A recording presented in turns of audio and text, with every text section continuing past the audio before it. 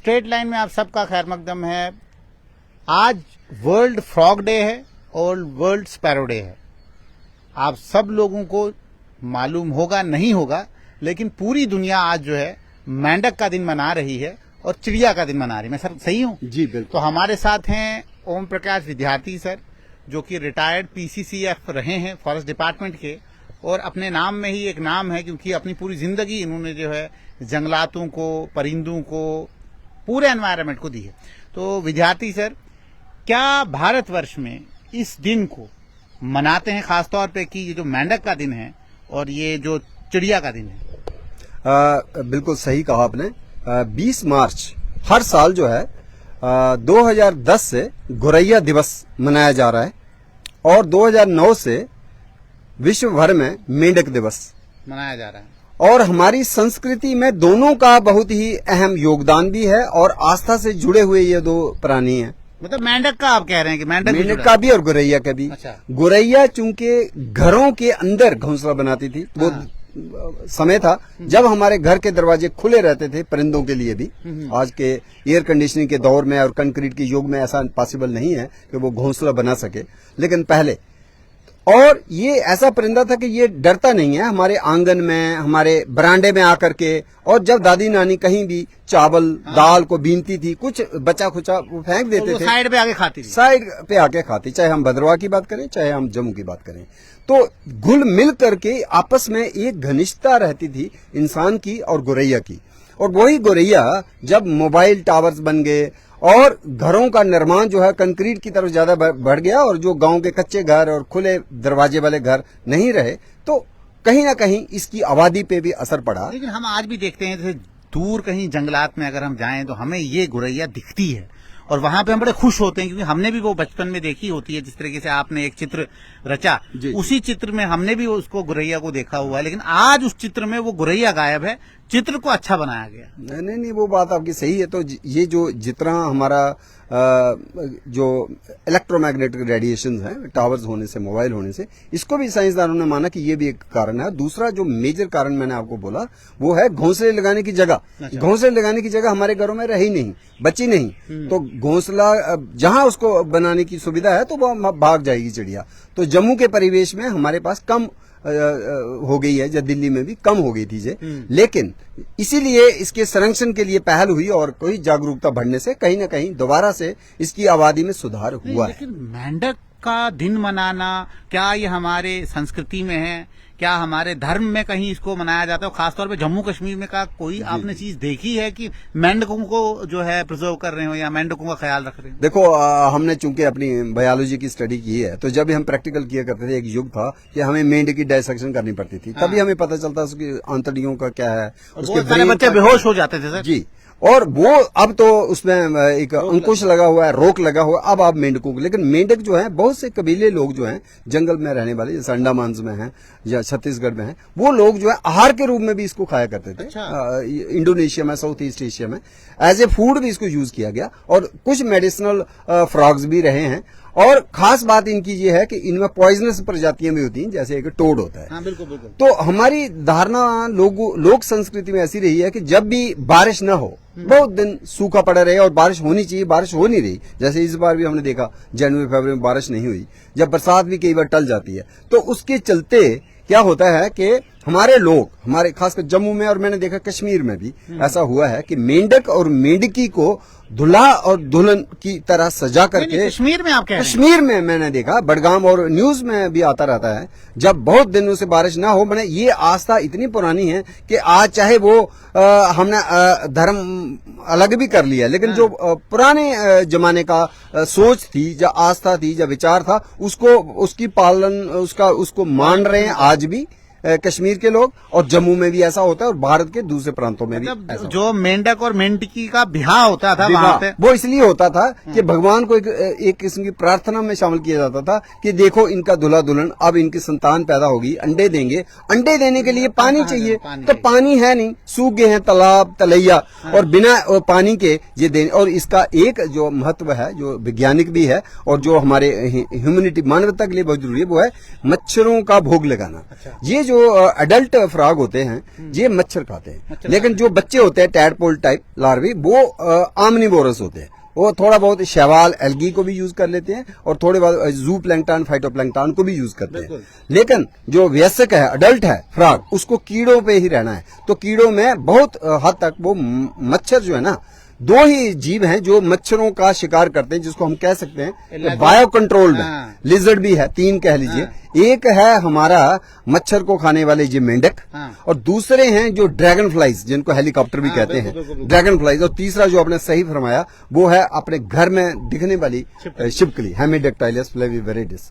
और ये जो फ्रॉग का दिन है इसकी संस्कृति में अगर हम जाएं तो उत्तर प्रदेश में लक्ष्मी खीरी एक जिला है, उसके पास एक ओइल गांव है, वहां पे बहुत प्राचीन शिव मंदिर है। अच्छा। और प्राचीन शिव मंदिर जो है 700-800 साल या उससे भी पुराना है।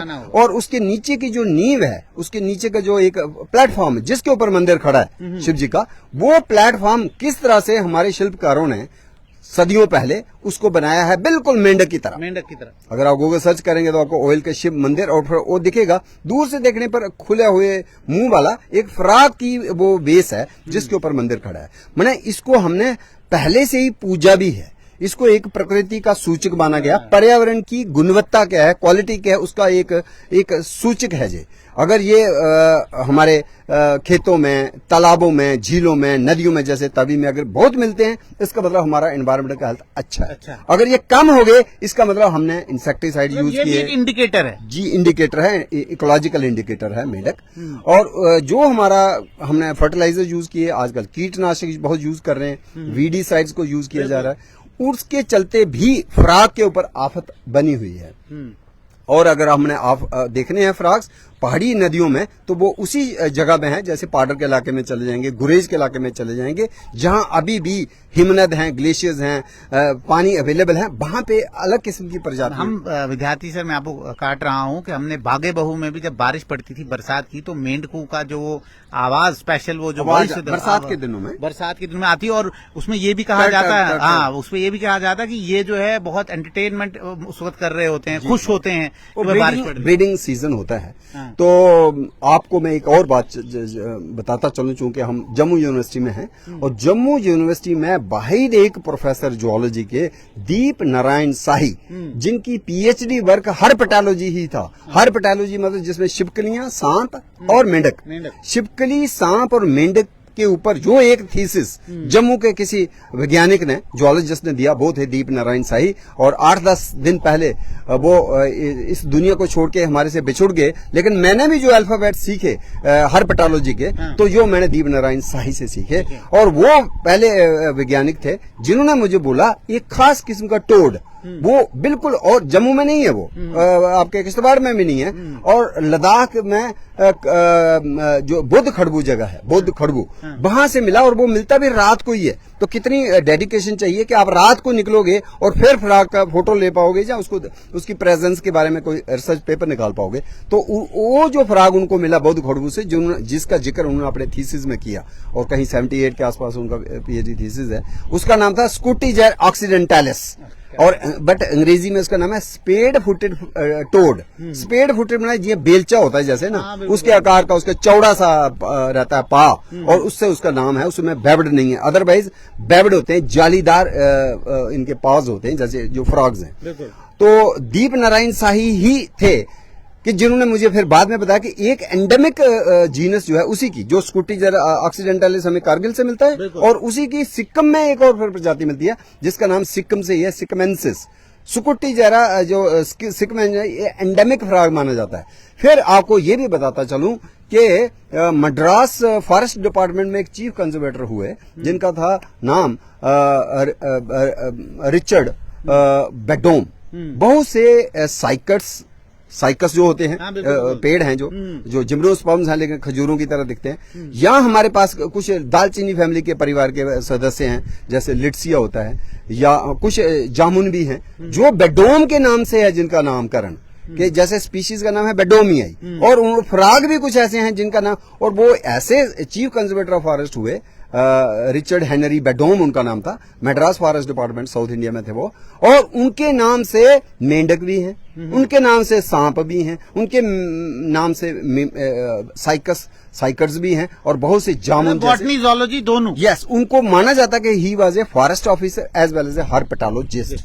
तो मैं ये आपको ये बताता चलूं कि जिसकी बात आप कर रहे थे, बागे बाहू में बरसात में हमें वो मोटा सा फ्रॉग मिलता था, वो इंडियन बुल फ्रॉग है, हाप्लोबैट्रिकस टिग्राइनस, ठीक है। लेकिन हाप्लोबैट्रिकस की दूसरी स्पीशीज भी है हमारे, वो सिर्फ भारत में है, दुनिया के किसी हिस्से में नहीं है। और आपको बताता चलूं, एक core taxonomist, core botanist, PhD उन्होंने बॉटनी में की, सत्यभामा दास बिजू, वो केरला यूनिवर्सिटी से उन्होंने किया है पीएचडी, आज से कोई 15 साल पहले। और वो जो कोर टैक्सोनॉमिस्ट है, प्लांट टैक्सोनॉमिस्ट है, उनका पीएचडी पूरी बॉटनी टैक्सोनॉमी पे हुई, सत्यदास बिजू, उन्होंने अपने कार्य को शिफ्ट किया, अपने रिसर्च को फ्रॉम बॉटनी टू जूलॉजी, और स्पेशली फोकस्ड ऑन फ्रॉग्स, और आज उनको खिताब मिला हुआ है फ्रॉग मैन ऑफ इंडिया। और बहुत से फ्रॉग्स उन्होंने नए खोजे हैं जिसका हमें आता पता नहीं था। तो बहुत से जेनरा उन्होंने नए खोजे, और नाम उनका जो है उन्होंने दिया। 2003 में वो एक फ्रॉग निकालते हैं केरला से, केरला के जंगलों से, और वो बिल्कुल एक रात को वो जमीन से बाहर आता है, ओनली वन नाइट। तो वो कोइंसिडेंस है कि आप उसी रात को जाओगे, हो सकता है उस रात को तूफान हो, बारिश हो। बीइंग ए बॉटनिस्ट जी, मैं आज तो स्ट्रीम चेंज होती नहीं है, अगर आप बॉटनी में एमएससी करते हैं और आप पीएचडी जो है ज़ूलॉजी में करें, पॉसिबल नहीं है। तो वो कैसे उनकी रुचि, और उसके बाद पूरी जिंदगी इसी पे जो है लगाना। जिस तरह से आपने सुना होगा, हर व्यक्ति बोलता है love is blind, passion is blind. अगर आपके मन में जुनून है, आपके मन में एक तहिया दृढ़ निश्चय आपने कर लिया, मैंने ये काम करना है, चाहे वो आपका एक्सपर्टीज उसमें है कि नहीं है, बट जो प्यार है ना, मोहब्बत है ना, उस पर्टिकुलर ग्रुप ऑफ एनिमल्स हो गया, या जो भी आपने करना है, आप उसमें वो झंडे गाड़ सकोगे ना, जो आम आदमी सोचते रह जाते यार ये कैसे हो गया। तो सत्यभामा दास बिजू, मिलने का आपको मौका मिला उनसे, आपने पूछा? मैं रूबरू नहीं हुआ उनसे, बट फेसबुक फ्रेंड है वो। लेकिन मैं उनकी ये बात बताता चलूं कि 2003 में वो साहिदरी पहाड़ हैं साउथ इंडिया में, केरला के कोस्टल पे वेस्टर्न घाट्स में एक पहाड़ों की रेंज है जिसका नाम है साहिदरी। तो वहां से मिला, तो उस स्पीशीज का नाम है साइदरेंसिस। लेकिन इस पर्टिकुलर फ्रॉग की खास बात क्या थी, ये नॉस्ट्रिल्स बहुत बड़े बड़े हैं, नॉस्ट्रिल्स बहुत बड़े बड़े, नाक बड़ा है, तो नाक के होने से उसका नाम नासिका, जैसे हम डोगरी में कई बार पहाड़ी में नास भी कहते हैं, तो नासिका, नथनो, इनको कहते हैं नॉस्ट्रिल्स, नॉस्ट्रिल्स शब्द भी बना। उसके नाक के होने से उसके 2-3 अंग्रेजी नाम भी फिर उन्होंने दिए। एक है पिग नोज्ड फ्रॉग, दूसरा है उसका रंग इतना है जैसे बैंगन का होता है, जैसे ब्रिंजल का होता है, तो उसका नाम है दूसरा इंडियन पर्पल फ्रॉग। और देखने में बहुत हटा कटा और बड़ा है, एक और उसको नाम दिया गया महाबली फ्रॉग। महाबली फ्रॉग, इंडियन पर्पल फ्रॉग, और दूसरा क्या बताया मैंने आपको? मैं कहता हूँ विद्यार्थी जी, बाकी तो चलो सत्य जिनका आप नाम बिजू जी का तो चलो काम है कि चलो फ्रॉग को, आपने इतने फ्रॉग कैसे याद किया? देखो, मैं मेंबर भी हूँ जेके बायोडायवर्सिटी काउंसिल का, और 2021 में या 22 में मेरी एक पुस्तक भी आई हुई है। अच्छा। जिसमें जंगल की जैव विविधता, जो बायोडायवर्सिटी फॉरेस्ट की, चाहे वो प्लांट लैंड की है, चाहे वो पानी की है, और उसमें मैंने ये सारे फ्रॉग्स का भी विवरण दिया हुआ है। और मैंने वहां लिखा, जैसे मुन्नार मेंढक है, मुन्नार जिला साउथ इंडिया में एक टूरिस्ट स्पॉट है, वहां से जो खास मिला एंडेमिक, तो उसको वो ऐसे ही श्रब फ्रॉग भी है, ऐसे ही ट्री फ्रॉग भी है, ऐसे ही मेघालय फ्रॉग है जो मेघालय में ही मिलता है और कहीं नहीं मिलता दुनिया में। तो इसी तरह से इस पे हम सेपरेट लेक्चर करेंगे। मेरा आपसे अब संक्षेप में एक सवाल है कि आप जो है कवि भी हैं, आप लिखते भी हैं, ठीक है, तो आपने क्या इसके लिए खास तौर पे मेंढक के लिए कुछ पिरोया है, या इस गुरैया के लिए कुछ पिरोया है? बहुत अच्छी बात की। और मेरा है कि सारे प्राणी जो हैं वो एक ही जैसे हैं और सभी को रहना चाहिए इस धरती पर। तो मेरी चूंकि 20 मार्च को दोनों का दिन है, तो मैं ना गौरैया को छोड़ सकता हूँ, ना ही मेंढक को छोड़ सकता हूँ। तो मैंने लिखा मेंढक और गौरैया दिवस के इस बहाने। क्या बात! मेंढक और गौरैया दिवस के इस बहाने, ये कविता का नाम है। दहन के लहलाते हुए खेतों में, सावन की भारी बरसातों में, तूफान के बीच अंधेरी रातों में, मोहब्बत का पैगाम जज्बातों में, कितने मच्छर करते मेंढक आहार, मलेरिया रोकते मानव पर उपकार, मंडुक मंदिर ओयल में मेंढक श्रृंगार, तालाबों में पनपते मेंढकों के परिवार, हैं? ताल तलैया में अस्तित्व बनाते उभयचर, जल थल में भूमिका पर्यावास की फिकर, मेंढक की टोली सुन आवाज टर टर, मंडराया है खतरा अब अस्तित्व पर। 20 मार्च का दिन हो मेंढक उत्सव, 20 मार्च का दिन हो मेंढक उत्सव, संरक्षण जागरूकता बढ़े जुड़े सब, विलुप्ति के कगार पर कितने अब, आश्चर्यचकित मिले ने मेंढक अब, दक्षिण भारत का एक मेंढक महाबली, रात्रिचर लंबी नाक शोध में खलबली, सत्यभामा दास बिजू सनसनी फैली, एक रात दर्शन प्रजाति क्या मिली, मेंढक रंग बिरंगे कुछ रहते पेड़ों पर, खेत खलियान की गीली मेंढों पर, वर्षा बरसे धावा बोले ये कीड़ों पर, पर्यावरण प्रहरी मरहम लगे पीड़ों पर, घर आंगन में नाचती फुदकती, चोंच में तिनका ले जो उमड़ती, घोंसले जगह जगह फिर तलाशती, गौरैया जो मानव का साथ निभाती, कच्चे घर खुले दरवाजे अब बंद, कच्चे घर खुले दरवाजे अब बंद, नया भवन निर्माण शैली ना आनंद,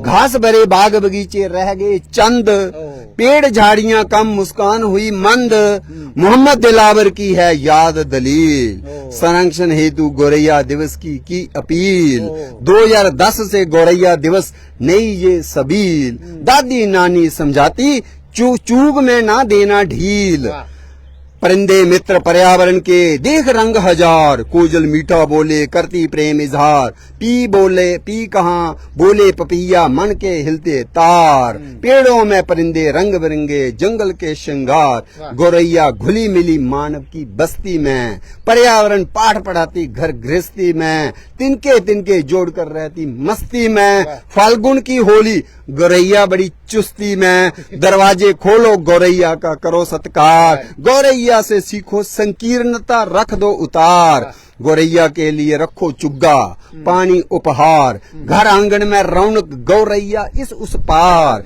20 मार्च दिन मेंढक का व गौरैया का साझा नर मादा की अटखेलियां हीर के संग रांझा, 21 मार्च अंतर्राष्ट्रीय वन दिवस घोषित, वन से ही है जैव विविधता फूली फली पोषित, वन जंगल का पर्यावरण संतुलन बना रहे, मेंढक गौरैया जंतु रहे आकर्षण बना रहे, 22 मार्च को विश्व जल दिवस हो मंथन, सुधरे पारी तंत्र उठे कदम नहीं सिर्फ चिंतन, मेंढक व गौरैया दोनों की अलग जीवन शैली, ना हो कोई झील नदी ना ही हो मिट्टी मृदा मैली, प्रदूषण ने बिगाड़ा है आसपास का सौंदर्य, संरक्षित जैव विविधता जल थल का माधुर्य, एक साथ केंद्रित बात हो समग्र परिवेश की, वसुदैव कुटुंबकम चिंता हर देश विदेश की, मेंढक और गौरैया दिवस के इस बहाने पर्यावरण ह्रास पे हमें हैं अंकुश लगाने। वाह वाह वाह, धन्यवाद। विद्यार्थी जी, ये इतना कुछ आपने कब लिखा और ये कैसे आपने पिरोया, और खास तौर पे आपने मतलब एनवायरनमेंट को भी इसमें इंक्लूड किया है, आपने उसकी जीवन शैली को भी उसमें पिरोया हुआ है, आपने तकरीबन पूरा क्रक्स निकाला हुआ है और उनको भी आपने जो है एक किस्म का खराज तहसीन दी है जिनने इस पे काम किया है। जी जी, जैसे आपने मुंह से अपनी तारीफ करना अच्छा नहीं है, पर मैं एक ऐसा व्यक्ति तो बन गया हूं भगवान की कृपा से, जब भगवान ने चाहा ऐसा बनना कि मैंने कश्मीर प्रशासनिक सेवा छोड़ ली, जहाँ सिविल सर्विस का जो अकाउंट सर्विस मिली उसको भी मैंने छोड़ दिया और इंडियन फॉरेस्ट सर्विस भारतीय वन सेवा को चुना, जहाँ यूनिवर्सिटी के समय जब केमिस्ट्री में भी मैं ऑप्ट कर सकता था, जूलॉजी, तब भी मैंने बॉटनी चुना। तो मतलब मेरे मन में जो पर्यावरण प्रेम है उसकी कोई सीमा नहीं लगती, और कई बार मैं सोचता हूँ मन में वन है या वन में मन है, और उसके चलते मैं कभी हो जाता हूँ, कभी कहानीकार हो जाता हूँ, कभी टेक्सोनोमिस्ट हो जाता हूँ, कभी ट्री टाकर हो जाता हूँ। तो मतलब अलग अलग आयाम से मैं इस प्रकृति को निहारते चलता हूँ, और उसमें जो ज्ञान अर्जित होता है, चाहे वो गुजर बकरवाल हो, किसान लोग हों, कोई भी मैं उनसे सीखता हूँ, और सीखने के बाद वो मैं परोसता हूँ तो आपको लगता है वाह क्या बात है, लेकिन वो नॉलेज लोगों का है, लोक ज्ञान है, ये ठीक है, भगवान ने मुझे माध्यम चुना कि मैंने इकट्ठा करके अब मैं आपको परोस रहा हूँ और आप से वाहवाही लूट रहा हूँ। नहीं, मेरा एक और आखिरी सवाल ये है आपको नहीं लगता है कि ये जितने भी दिवस हैं, मेंढक दिवस हो, गुरैया दिवस हो, ये बच्चों के साथ मनाना और बच्चों को बताना, जागरूक करना, और ये क्यों इम्पोर्टेंट है, ये हमारे इकोसिस्टम के साथ कैसे लिंक्ड हैं, हमारे पूरा पर्यावरण किस तरीके से चलता है, और भगवान ने जिस तरीके से इस पूरी धरती को संजोया हुआ है, इसमें हर एक प्राणी का जो है इसमें पूरा एक योगदान है, जिसकी वजह से पूरा मानवता चलती है। जी सही बात है। चूंकि हमारा बचपन गांव में हुआ, स्कूल पैदल जाते थे, रास्ते में चिड़ियां, परिंदे, मेंढक दिखते थे, और फिर हमें जो शिक्षा मिली, चाहे स्कूल में मिली, चाहे किसी मंदिर मस्जिद में मिली, उन्होंने भी यही सिखाया कि ये भी खुदा की तरफ से, भगवान की तरफ से चरिंद परिंद हैं, हमारे साथी हैं, और इनको साथ लेके ही हमें आगे विकास करना। तो शायद हमारे वो इम्प्रेशन इतने स्ट्रांग हो गए कि आज भी मैं उसकी बात करता हूँ। लेकिन जो आज का बच्चा है उसकी कोई गलती नहीं है, उसको एक बंद कमरे में हमने मोबाइल पकड़ा दिया है, गूगल नेट वो सर्व करता है, ज्ञान उसकी कोई सीमा नहीं है, लेकिन वो प्रकृति से कहीं ना कहीं भटक गया है, दूर चला गया, और उसको वापस लाने के लिए मैंने पेड़ परिचर्चा ट्री टाक का प्रोग्राम 19 दिसंबर 2010 को शुरू किया था, और उसका 1600 हम botanical garden university of Jammu botany department में करने जा रहे हैं 26 मार्च को बुधवार। आप हमारे चैनल के द्वारा जो है सबको न्योता देंगे कि आप आए, जुड़ें, और 1600 वाली जो आपकी ट्री टॉक है उसमें आपके साथ जो है शाना बशाना खड़े। अभी तक 1599 टॉक्स हुई हैं, तो 1600 वाली ट्री टॉक जो है 26 मार्च को बुधवार के दिन हम बोटानिकल गार्डन जम्मू यूनिवर्सिटी में करने जा रहे हैं सुबह 9 बजे। और जो उत्सुक है कुछ और जानने के लिए उसको निमंत्रण है, वो आए और शामिल हो जाए और देखे किस तरह की पेड़ परिचर्चा ट्री टॉक होती है। हमारे साथ थे ओम प्रकाश विद्यार्थी सर, जिन्होंने बड़ी खूबसूरती से जो है वर्ल्ड स्पैरो डे और वर्ल्ड फ्रॉग डे के ऊपर अपनी कविता भी सुनाई और उसको निखारा भी, और खास तौर पे पूरे पर्यावरण को मेंढक के साथ और गुरैया के साथ जोड़ना, ये अपने आप में ही एक कला है, और वो कला किसी और के पास नहीं हो सकती है सिवाय ओम प्रकाश विद्यार्थी जी के पास होने के सिवा। आप जुड़ते हैं स्ट्रेट लाइन के साथ, देखते हैं स्ट्रेट लाइन। हम ऐसी खबरों और लोगों से आपको जुड़ाते रहेंगे और उनसे बातचीत करते रहेंगे।